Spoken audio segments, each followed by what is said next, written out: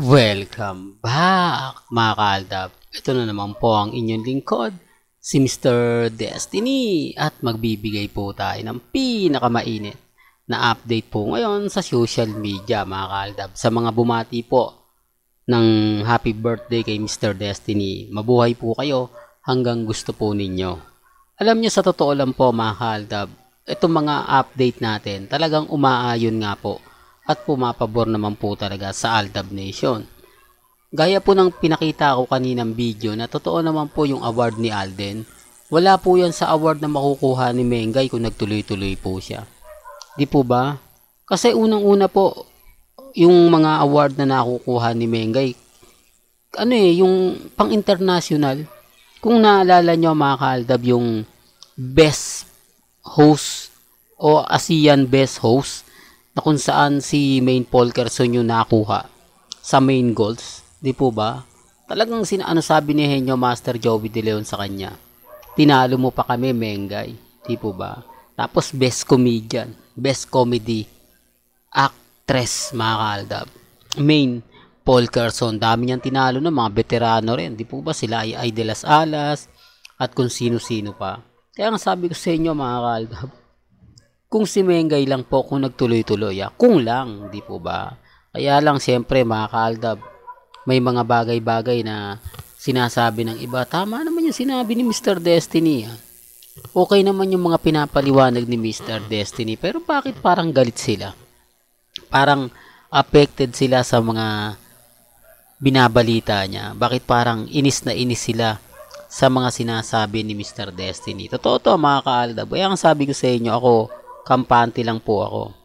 Matatag lang po tayo. Hindi tayo nagpapa-apekto at never naman po tayong nagpapatalo po sa kanila. Sabi ko nga po sa inyo dito po sa channel ni Mr. Destiny, lahat po ng mga latest, lahat po ng mga kaganapan, pabor man sa atin o hindi, ina-update ko yan. Hindi lang naman po tayong gumagawa ng mga update sa Aldab. Marami rin po. Kaya nga po yung iba nagtatanong, ano na Mr. Destiny? Totoo ba na may mga ganito? Totoo ba na may mga ganon? Kaya nga sabi ko sa inyo, bago po kayo maniwala, tignan nyo muna yung social media.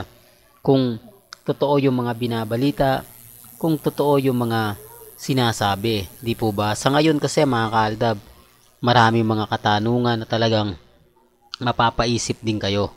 Maraming mga katanungan na kung titignan naman po ninyo at susuriin, parang may mali. Di po ba? Sinasabi ko lang po ito para klaro. Sinasabi ko lang po ito sa mga dumadaan at bumibisita po sa channel ni Mr. Destiny. Ang dami kasi mga nagtatanong, ang dami kasing nagsasabi na, nako, Mr. Destiny, fake news yan. Hindi totoo yan. Di po ba? Gaya po ng pinapaliwanag ko, dito po sa channel ni Mr. Destiny, lahat po na mga gusto nyo pong mapanood, mapakinggan, lalo na po pagdating kila Mengay at Isoy, kampante lang po kayo. Ibabalita at ibabalita po natin yan. Hindi po yan makakaligtas sa atin. Hindi po yan makakaligtas sa mga sasabihin natin at ipapahayag po natin. Sa kabila po ng maraming award ni Alden Richards, talaga naman pong siya po yung namamayagpag. Kaya normal lang po nagagamitin at gagamitin si Alden. Kaya nga po dun sa mga nagsasabi na ng iba na ganito ganyan, okay lang po yan kasi alam naman po natin na normal lang nagagamitin po nila si Richard Polkerson. Normal lang po na kung ano-ano yung sasabihin nila para lang makuha po ang simpatya ni Alden Richards. Kaya dun sa mga iba na nagtatanong lagi na naguguluhan kung sino yung paniniwalaan po nila, malalaman nyo naman po sa social media account malalaman nyo naman po kung yung mga pinapollow po ninyo talaga masasabi natin legit na legit o updated siya. Hindi yung pagbukas niya lang po ng mga ganyan, ganito, doon lang siya nakapokus. Hindi niya tinitignan kung sino nga po ba yung nag-share o baka dami lang po yun. Kaya nga po sabi ko sa inyo, napakaraming ganap na talagang mapapaisip po kayo. Maraming mga update na kung saan talagang medyo maganda.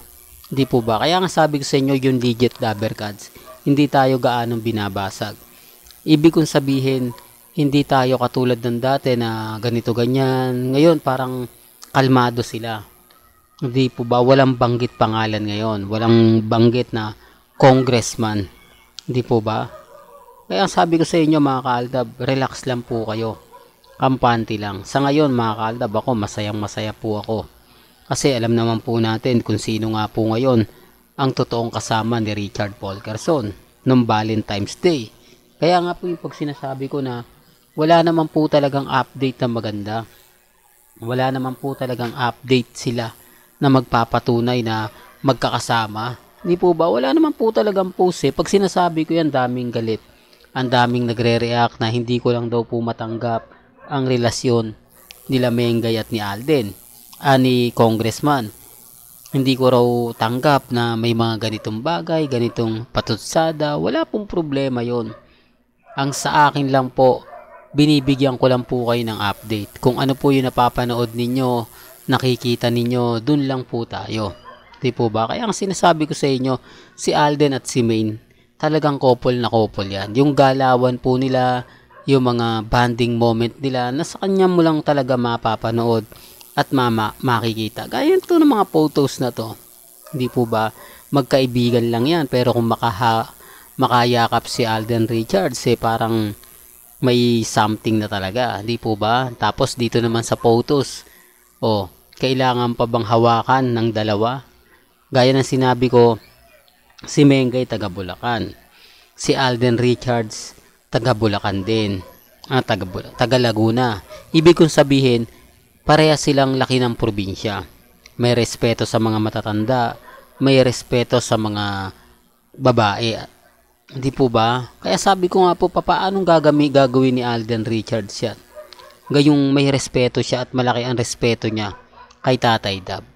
Kaya doon pa lang may mali na eh. Doon pa lang masasabi nyo na kumbaga ganito ganyan. At yung laging pasasalamat po nila, hindi po ba hindi nawawala yung mga salita na ganito? Di po ba tungkol po sa Panginoon? Kaya nga po sinabi ni Father Jeff, si Alden Richards, kada buwan nagkukumpisal yan. Kada buwan pumupunta yan dito. Hindi lang, dati lang hindi dahil nga po pandemic at sobrang busy niya. Di po ba? Baka sabihin nyo, ganto ganyan. Kaya nga sabi ko sa inyo, kampante lang. Sa ngayon, masasabi natin to, mga kaaldab, may mga bagay-bagay nga po na mahirap ipaliwanag. Mahirap magkomento, lalo na nga po kapag ginigipit tayo. Ang ibig kong sabihin ginigipit, yung tipong binabanatan tayo sa social media. Nahalata naman po, nagawa-gawa lang po nila. Nasaan na yung mga photos na kumakalat? Bakit ayaw nilang sagutin yung sinasabi kung sino nga po ba talaga ang nag-post ng mga picture ni Mengay, ni Congressman Arjo sa Instagram, sa Twitter, sa Facebook? Hindi, para lang klaro. Hindi nila masagot kasi hindi nga po nila kilala. Hindi po nila masagot dahil hindi naman po nila alam kung saan nga po talaga nagmula. Yun ang sinasabi ko mga kaaldab, na kapag ako nagbigay ng update o nagtanong sa kanila, hirap silang sumagot. Alam nyo po ba ang sagot nila sa akin? Real talk to, alam nyo po ba? Mr. Paasa, Mr. Kulto o Delulo Kulto. Ang daming mga masasakit at ang channel natin binansagang Paasa channel. Di po ba? Kaya nga po natatawa ako yung mga nagko-komento. Lalo na po sa Facebook. Pero okay lang yan. Sabi ko nga po sa inyo, hinahayaan ko lang yan. Alam ko naman po na kahit ano kasing gawin ko, kahit anong sabihin ko, hindi rin naman po tayo bibigyan pansin. Hindi rin naman po tayo, kumbaga, ibig kong sabihin, hindi rin po tayo tatantanan. Hindi po ba? Real talk mga kaaldab. Kaya ang sabi ko sa inyo, kung ano lang po yung nababalitaan ko, yun lang yung isi-share ko. Well, hanggang dito na lang po ang ating latest updates. Kaya kung gusto nyo pa po ng pinaka-latest at sariwang update, abay tumutok lang po kayo dito po sa channel ni Mr. Destiny para updated po kayo sa mga latest at sa mga bagong video po na ilalabas po natin maya-maya lang. Kaya kung bago ka lang sa channel na to at isa kang true-blooded Aldab Nation na nagmamahal po kila Mengay at Isoy, tama po ang channel na pinuntahan mo. Kaya consider na po kitang bagong subscriber at huwag mong kalimutang i-share ang mga video po natin sa mga mami, sa mga titas, at sa mga senyor. Hanggang sa muli, salamat po sa panonood at pakikinig.